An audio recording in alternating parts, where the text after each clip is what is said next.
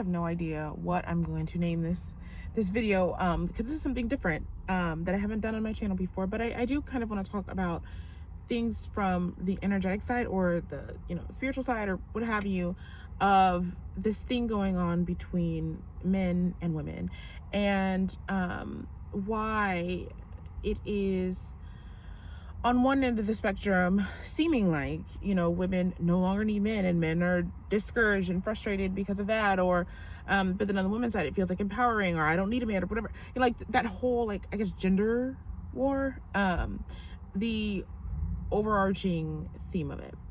I actually want to go back in history and actually restate something that is kind of incorrect.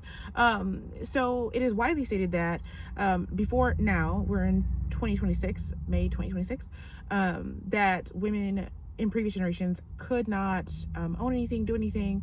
That is true to an extent, but not fundamentally true. Stories all the way going back to my great grandmother, who was born in 1908, having her own bank account, taking control of her life, not getting married until later intentionally, being very educated as a Black woman in the South. And so what I've come to realize about history is what was true, what was factually true, is to an extent you could have your own stuff. Of course, there's exceptions to that, but the social aspect of it is what, made people go away from it. So you could not be married, but the social implication of what that would mean if you weren't, I guess the social pressure would be too great for people, where they felt like they had no choice, but you technically did have the choice.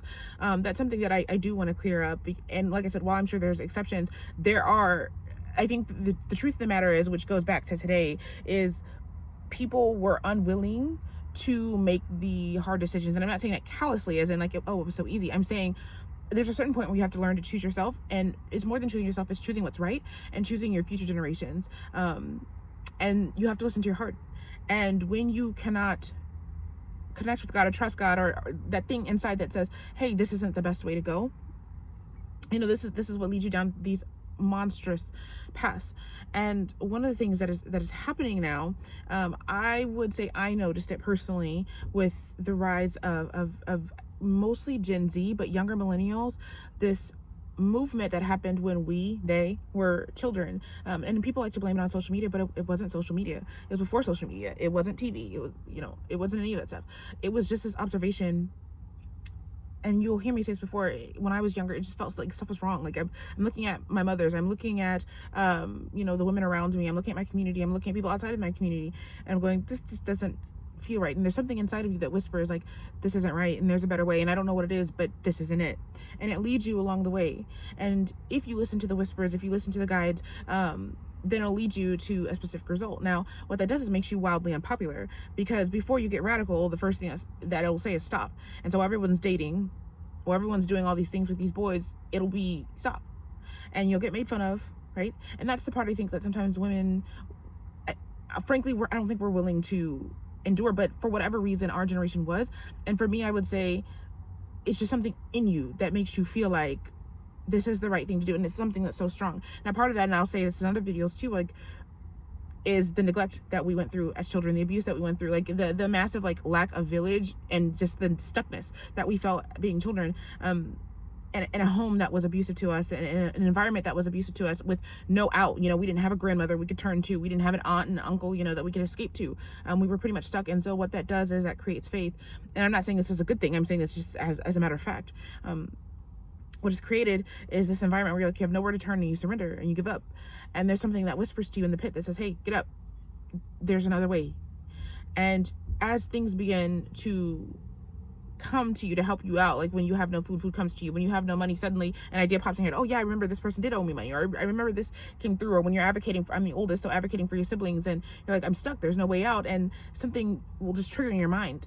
You just, what I'm trying to communicate is, you begin to think about things differently because you see a different aspect of God. And I'm not saying this to make it light or say that this was good or great. I'm just honestly stating a fact of my reality. And so it's easier to trust when you've got nowhere else to go. It's easier to trust when that voice has gotten you out of some real pickles, like, I need food, I need this, I need that, and I can't get it any other way, and then it shows up. but I will say I paid attention. I paid attention to my mother and to the women around me, to the men, and I just could feel this isn't right. The way the men are acting, I could feel their mask, I could feel their lies, I could feel how cruel they were. And then also I was a quiet kid. And the thing about when you're silent is people reveal their true selves around you, especially when they feel like you're powerless, especially as a dark-skinned Black girl. They feel like you're nothing. And the beauty of that is that you got to hear the evilness in men's raw form early, because they felt you had no power. Sometimes they didn't know you were listening. Sometimes they didn't care. Sometimes, whatever. They when the mask slipped, you saw who they were. And so I took that, and I there's just something in you that after hearing all this, after knowing all this stuff, and you get to be an adult and you start making choices, there's a base in you. There's a knowledge in you. There's something about you that you know who you are. And the knowing who you are is not, I like pizza, I like this, I like that. It's knowing why your body needs the pizza in this moment, and knowing in the next season what you need. And you have a wisdom of 1,000 lifetimes because you listen, because you pay attention. There's a verse that says the fear of the Lord is the beginning of knowledge, but fools despise wisdom and discipline. And one of the things that I saw in the older generations, specifically Gen X, boomers, especially, I had the privilege of being around my great-grandparents until I graduated high school. And I saw as my great-grandparents would try to tell them things, and they would blatantly not listen. And I watched as she would try to tell them stories and they didn't care.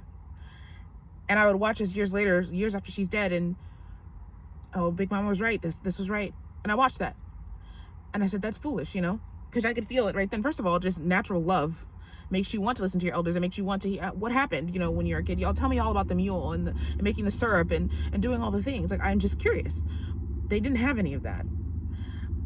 Anyways, you watch all that and you take it in your heart and go, how can I not be this? Because also you're watching them as their life evolves. They were young parents, and then you watch them, en masse get married, and then shame other people for not getting married and look down, their nose for that. And then you watch en masse as they get divorced and then complain about, the same nose upturn that they had that people have towards them. And then you watch them search for themselves and not find them. And then you watch them be very immature now in their 40s, 50s, and 60s. And the boomers obviously are in the 60s, 70s.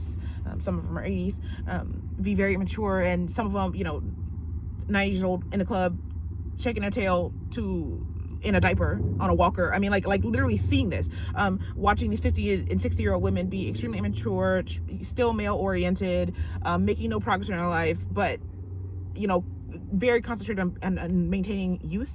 And it just all feels odd, even down to the food. When I was a kid, I was just like, everything was about convenience. They couldn't even chop a carrot, a pepper, or nothing. And so something just felt wrong. Even about going in the grocery store, just something felt wrong. And so when you have lived a life that we have, and then you observe the things, one of the things you get good at is talking to God, whether you acknowledge that's what you're doing or not. But there's something inside you that says there's got to be something better, and that the way these men are acting are wrong. And so you begin to take your power back. And this is one of the things that God begins to speak to you about is, taking your power back and making choices. And so what you're seeing on an energetic level is a group of women deciding to take their power back. Taking your power back is not F you. Now, that's one aspect of it. That's the first thing that happens when you've been entangled. But what it really is making a conscious choice. So in the end, what will happen is a return of the two genders. However, it'll be on conscious choice. So for instance, if I have a man, it'll be because I like that man. I choose that man, right? I'm not going out of desperation because I have to have him, because what does my society say if I don't have them and I have a certain amount of time to have kids and I have These are all fear-based matrices. This is what we're talking about the dual timelines, right? You have to go through the joy matrix, which is not joy in and of itself, but it is of choice, of free will choice. And you will find ways in which you do crave men, in which you do see the benefit of men, but the metric will be much higher. And so what you're seeing is women taking their power back. Now, the first stage of that is grief, or acknowledging what is happening in the moment. So it's acknowledging all the ways you've been used, all the ways in which you've been desperate, all the things that were unconscious that are now conscious, and then acknowledging the choice that you have, and then the grief over the choice, that the choice was always there, but you didn't choose it for various reasons, but it was always there. The anger of being fucked on, right? Like then comes the blatant rejection of it. That is intentional, because you need to up the timeline. You have to create the change. And so the way to create the change, when you can't overtly force it to happen is to say, no, I will not accept you under these circumstances. These are only circumstances as which I will accept this under. And then the coming home to self, which is what these women are doing, and rejecting that, because in the silence you find yourself. After that, you begin to make a conscious choice, and you begin to go towards where these people already are, and they are here. There are men there. They're just in ways you wouldn't expect them to be, and they're not as plentiful. That is true at this time. But what is happening on an energetic level is women are making a conscious choice to live, and this is just part of the process. It will pass. So a lot of, I hear men saying, oh well, they don't need us anymore, and I can't see how it's continue. It's not going to continue. It's going to evolve like everything else. And this is one of the things that is the issue on this planet, is that y'all don't understand that things move all the time. What you see today won't be tomorrow. That the emotion you're feeling today will evolve, and it will change. The things that you see, the grocery stores you go to, everything will evolve. And so I don't know, I've not really done videos like this. Let me know if you're interested in things like this, but I hope this makes sense, and I'd love to talk with you in the comments below.